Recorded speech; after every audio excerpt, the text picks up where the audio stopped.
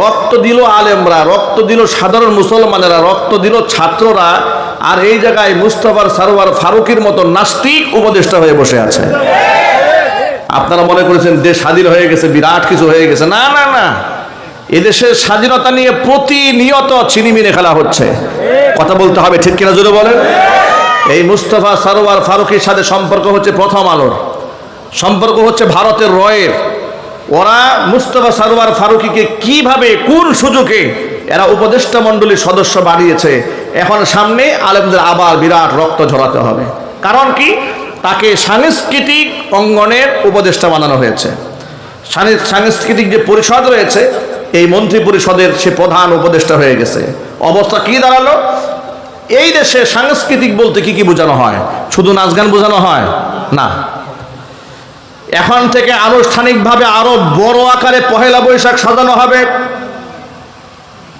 যেহেতু সাংস্কৃতিক অঙ্গনে এটা বড় বড় সাউন্ড বক্সে গান বাজনা বাজানো হবে। আবার এমন ব্যক্তি মন্ত্রী হয়ে গেছে যে মন্ত্রী নিজেই তার বউরে অন্য নায়কের সাথে ঠেলাঠেলি গুটাগুটি করবে, আর এভাবে সে পয়সা ইনকাম করবে। নিজের স্ত্রীকে দিয়ে যদি অশ্লীল কাজ করাইয়া পয়সা ইনকাম করা যার কাছে তৃপ্তির কাজ হতে পারে, আল্লাহর কসম সে এই বাংলাদেশের অসংখ্য মেয়েদেরকে নির্লজ্জ বেহায়াপনার দিকে ঠেলে দেবে, এতে কোনো সন্দেহ নাই। এরপরে শুরু হবে আমাদের ওয়াজ নসিহত। এরপরে তারা ইসলামের নামে অপকর্ম করবে, সংস্কৃতির নামে অপসংস্কৃতির আমদানি করবে। ভারত থেকে নায়িকা, গায়িকা, পতিতা, বেহায়া মানুষদেরকে এনে বাংলাদেশের ইসলামী সংস্কৃতি ধ্বংস করার চেষ্টা চালায় যাবে। তখন আলেমদের মুখ বুঝে চুপ থাকা ছাড়া কোনো উপায় থাকবে না, কারণ তার হাতে আছে ক্ষমতা। বাধা দিতে যাবেন, পুলিশ ঠ্যাং গাইয়া সাইজ করবে আপনাদের। কথা বলতে হবে, ঠিক কিনা জোরে বলেন। এই জন্য আলেমদের এখন মনোমালিন্যতার কোনো সুযোগ নাই যে পোস্টারে অমুক হুজুরের নাম আছে, ওই মাহফিলে আমি যাব না। তমুক আলেমের নাম উপরে আছে, আমার নাম আছে নিচে, ওই মাহফিলে আমি যাব না। নিজেকে একটু কুরবান করেন, আল্লাহর জন্য করেন, নিজের জন্য করেন, দেশের জন্য করেন, রাষ্ট্রের জন্য করেন। আলেমদের নিজেদের বিবেক যা আছে ঘরের মধ্যে ঢোকেন, নিজেরা বসেন একাকি গুটাগুটি কিলাকিলি যা করার করেন। আল্লাহর কসম করে বলে হাতে পায়ে ধরে বলি, এখন সকলে এক হয়ে যান। এই দেশে ইসলাম কায়েম ছাড়া এ জাতির মুক্তির কোনো উপায় নাই। কোরআন মাজিদের মধ্যে আল্লাহ রাব্বুল আলামিন বলে দিয়েছেন, ইন্নামাল মুমিনুনা ইখওয়াতুন ফাআসলিহু বাইনা আখাওয়াইকুম ওয়াত্তাকুল্লাহা লাআল্লাকুম তুরহামুন।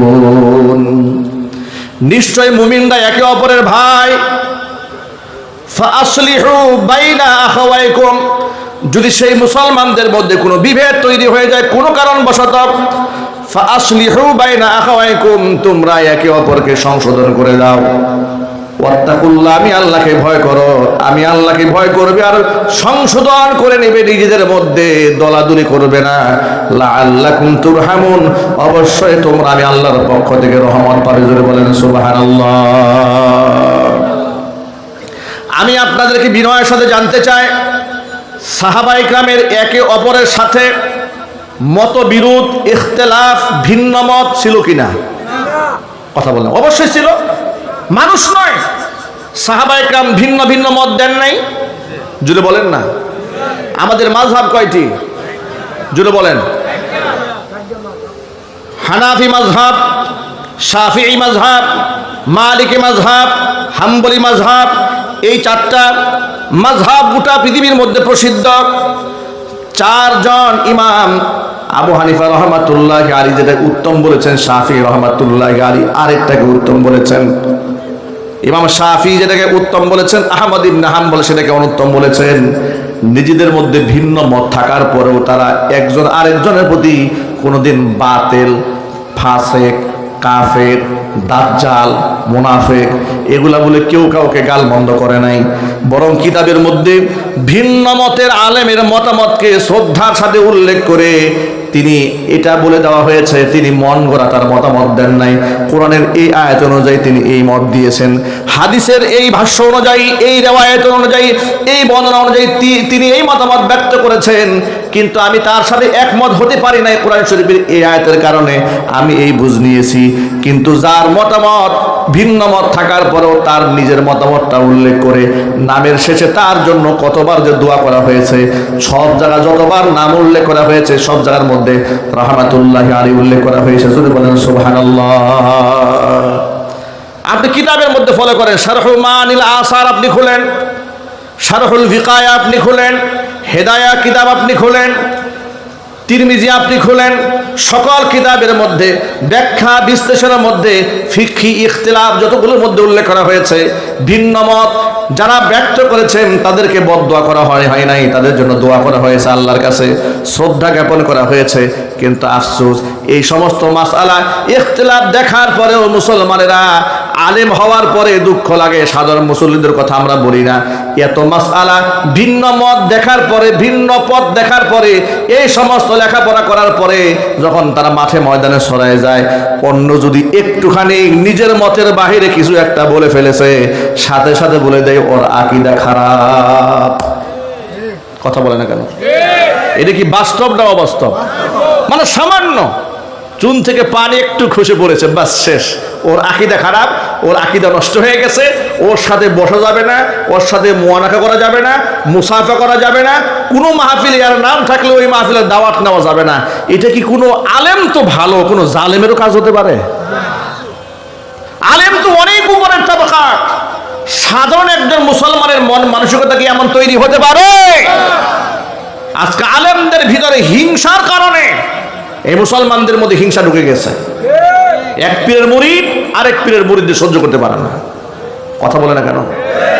মাদ্রাসাগুলো টুকরা টুকরা হয়ে যাচ্ছে। তাবলিগ জামাতের মতো এত গুরুত্বপূর্ণ একটা জামাত, সেখানে শয়তান এখানে হাত ঢুকিয়ে দিয়েছে।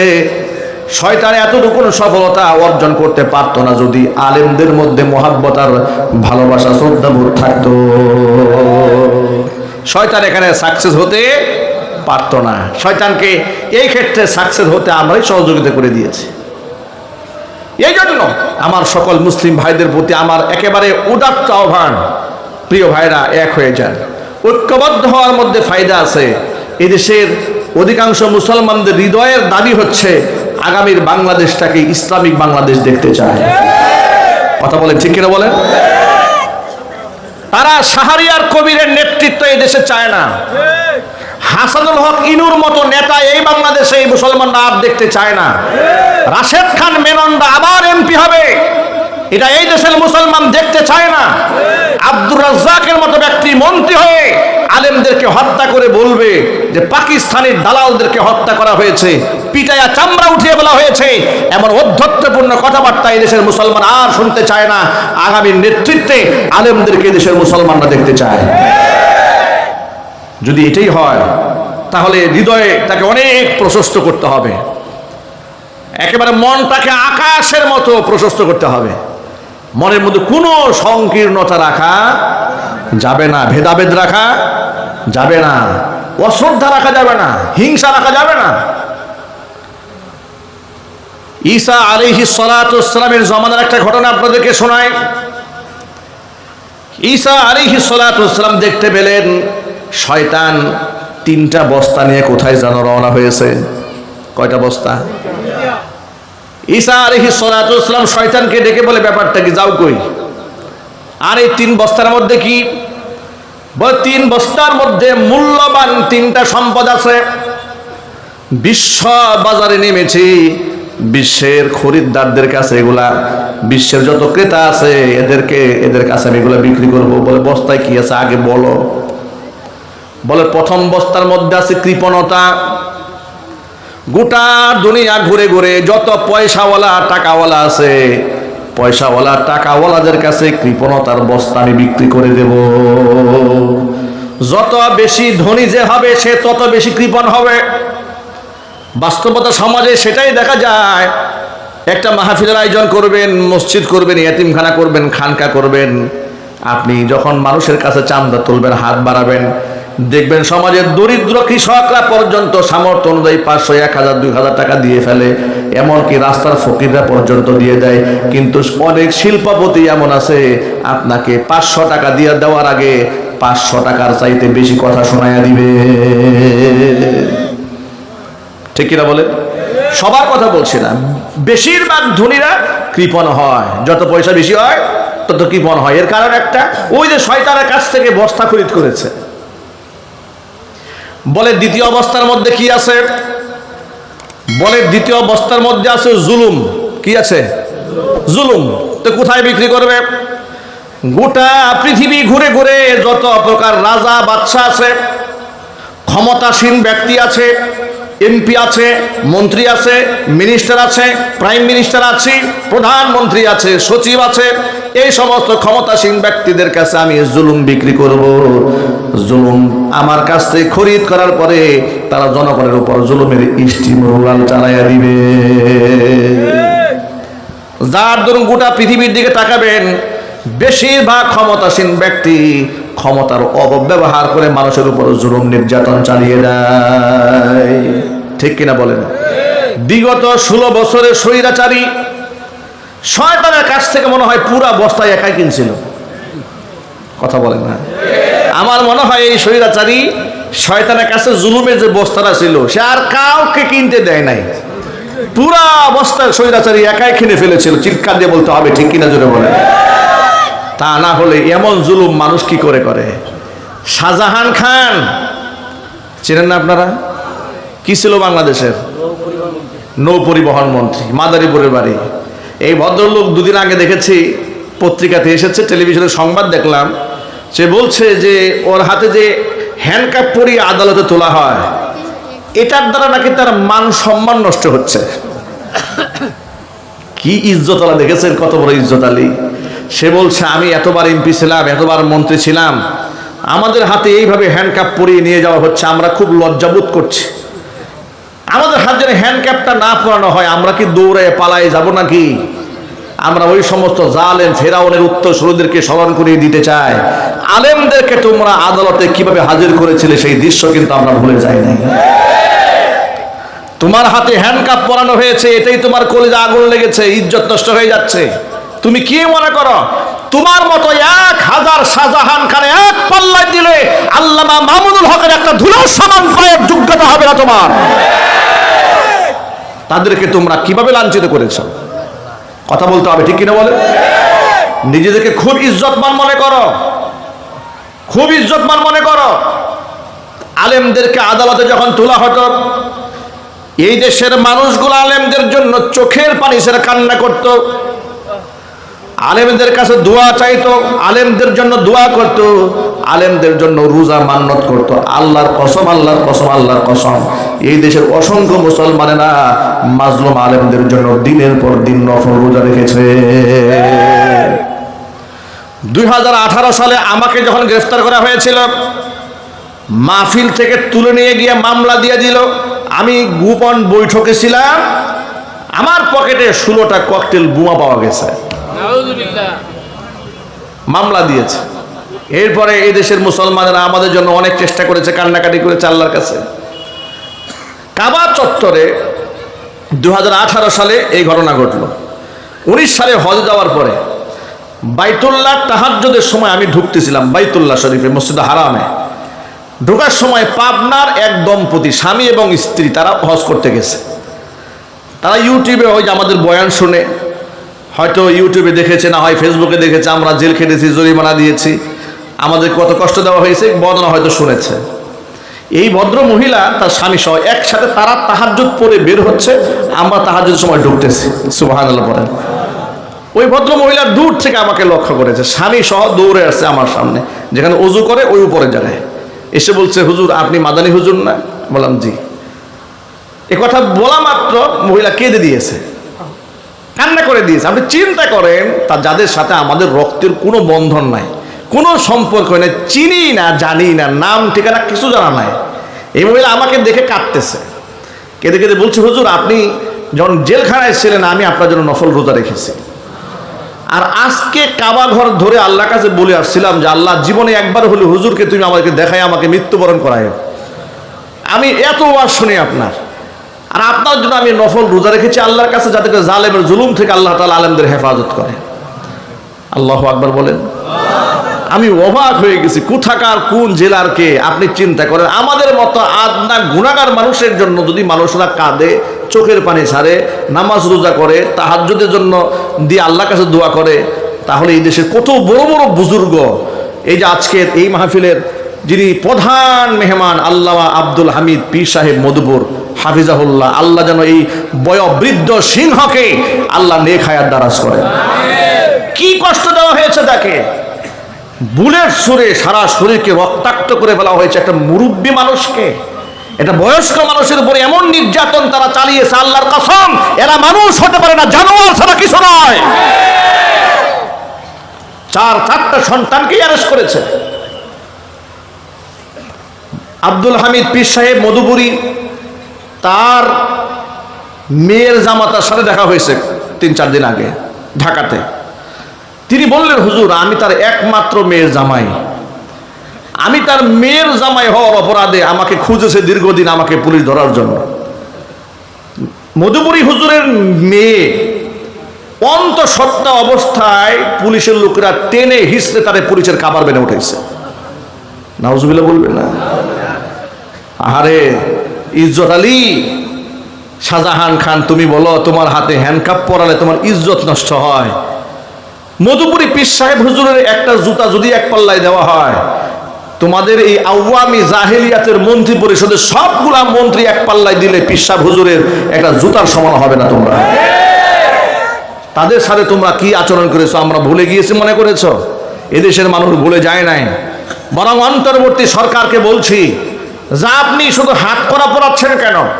আলেমদেরকে না ডান্ডা বেরি পরিয়েছিলেন, এই একটাকেও ডান্ডা বেরি ছাড়া আদালতে যেন আমরা না দেখি। কথা বলতে হবে, ঠিক কিনা জোরে বলেন। আলেমদেরকে যারা মিথ্যা মামলা দিয়েছে, খুন করেছে, গুম করেছে, অজস্র মানুষকে যারা হত্যা করেছে ঠান্ডা মাথায়, এদেরকে শুধুমাত্র হ্যান্ডকাপ পরালে চলবে না, ডান্ডা বেরি দিতে হবে। এর সাথে কি আপনারা একমত আছেন কিনা আমি দৌড় দেখতে চাই।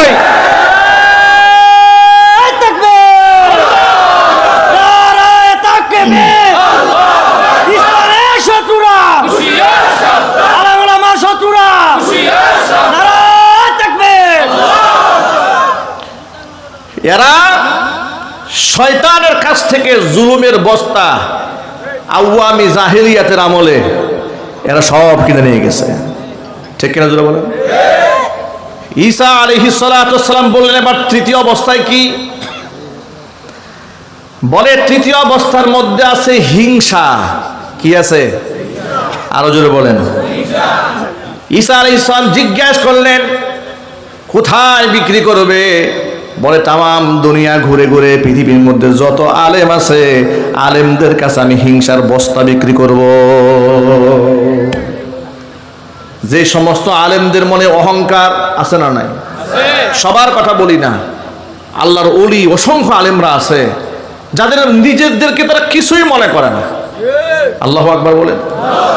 আমার উস্তাদ মুহতারাম ও মুকাররম আল্লামা মুফতি আব্দুল মালিক হাফিজাহুল্লাহ বাইতুল মুকাররমের খতিব হয়েছেন, আলহামদুলিল্লাহ বলেন।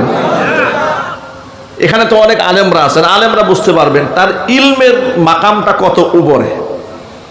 গোটা পৃথিবীর সেরা মুফতিদের মধ্যে তিনি একজন মুফতি। আল্লাহু আকবার বলেন।